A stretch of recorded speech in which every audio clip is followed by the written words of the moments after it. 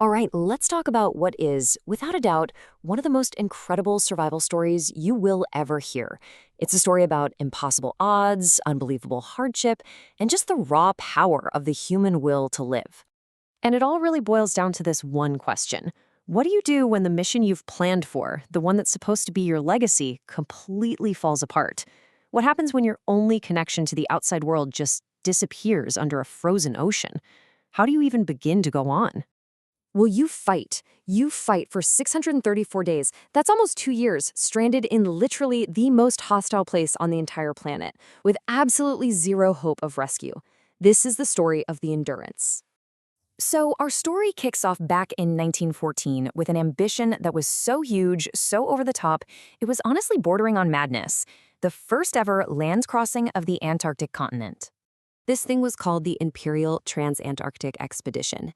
It was led by the legendary explorer Sir Ernest Shackleton, and the plan was to hike 2,900 kilometers across a frozen wasteland.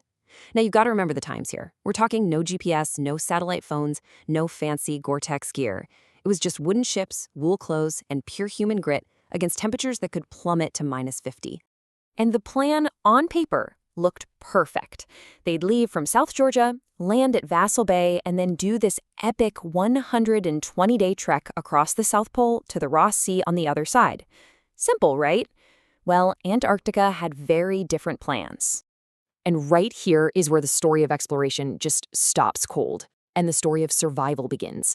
Because the team ran into an enemy they couldn't get around, they couldn't reason with, and they couldn't beat. The solid pack ice of the Weddell Sea. For 9 long, agonizing months, their ship, the Endurance, was completely stuck, frozen solid, in a sea of ice, just drifting helplessly for hundreds and hundreds of kilometers. They were passengers, not sailors. And slowly, day by day, the pressure from the ice just started to build. The crew could hear the ship's wooden beams groaning and then splintering like toothpicks. Then, one day, a massive ice floe just slammed into the ship, and water started pouring in. The expedition, it was over. The only mission now was to somehow stay alive. So as these 27 men scrambled off their ship and just stood there on the ice watching the Endurance get crushed and slowly sink, one of the crewmen, Tom McLeod, said what everybody else was thinking. It was this moment of just total and utter despair. Their ship, their home, their last link to civilization was just gone. So, their ship is gone. Now these men are basically castaways in this vast icy wilderness. Their new home? A floating piece of ice in the middle of a frozen ocean. And get this, for an unbelievable 497 days, the entire crew lived on these drifting ice floes. Just let that sink in for a second. That is over 16 months without ever setting foot on solid ground. Just the cracking, shifting ice underneath them. This was their new normal. A world where the ground beneath them could break apart at any moment, all while carrying them further and further away from any possible land. Their food rations dwindled to just a single biscuit a day, so survival meant they had to hunt seals and penguins.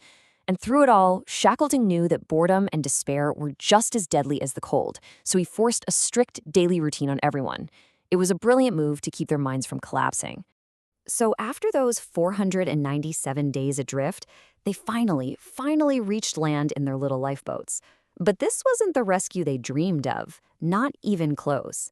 It was Elephant Island, a completely barren, jagged rock way off any shipping lanes. So yeah, they were safe from the moving ice, but they were just as stranded as they were before. With absolutely no hope of being found, Shackleton made a decision that sounds like something out of a movie. It was basically a suicide mission. He was going to take a small boat and a few men and go get help himself. And where were they going? To a whaling station on South Georgia Island, about 1,300 kilometers away. Now, to get there, they had to cross the Drake Passage. This is famously the most violent, dangerous stretch of ocean on the entire planet, known for its hurricane-force winds and waves the size of buildings. The odds were just astronomically bad. Shackleton and 5 of his men crammed into a tiny 22-foot lifeboat. It was barely more than a rowboat to cross 1,300 kilometers of the world's angriest seas. They navigated with a sextant, but only on the rare moments they could actually see the sun. The rest of the time, they were just constantly soaked in freezing, sub-zero water. And then, a miracle. After 16 days of hell, they spotted land. They had actually survived the impossible sea journey. But in this incredibly cruel twist of fate, a storm had blown them off course and forced them to land on the totally uninhabited and unmapped side of South Georgia. The whaling station was still on the other side, but now there was an impassable mountain range in their way. No one in history had ever crossed the interior of South Georgia. But Shackleton, with 2 of his men, just refused to give up. They hammered screws from their boat into their boots to get some grip and started climbing these 10,000-foot peaks and picking their way through deadly glaciers. They marched nonstop for 36 hours straight, a feat of endurance that is almost impossible to imagine, until they finally staggered into that whaling station. So Shackleton and his 2 companions were finally safe. But the story wasn't over, not by a long shot. 22 men were still out there waiting, huddled together on a frozen rock 1,300 kilometers away. For 128 more days, the rest of the crew waited on Elephant Island.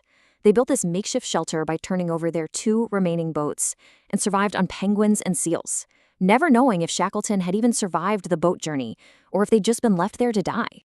To keep everyone's spirits up, Shackleton's second-in-command, Frank Wild, started this daily ritual. Every single morning, without fail, he'd tell the men to pack their things. He'd say, "Pack up, boys, the boss is coming today." And then every evening, when no one came, they'd unpack. He did this every day. Meanwhile, Shackleton was desperately trying to get back to his men. 3 different times he tried to charter a rescue ship, and 3 times he was turned back by a wall of impenetrable ice. But he would not quit.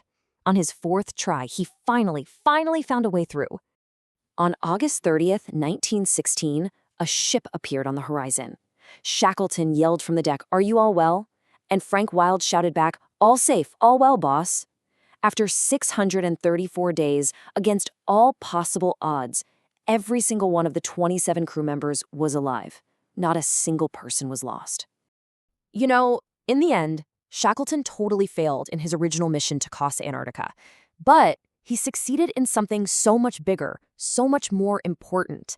It really makes you ask, what's the true definition of success? Is it about achieving the goal you set out for? Or is it about making sure that when total disaster strikes, you bring every single person home?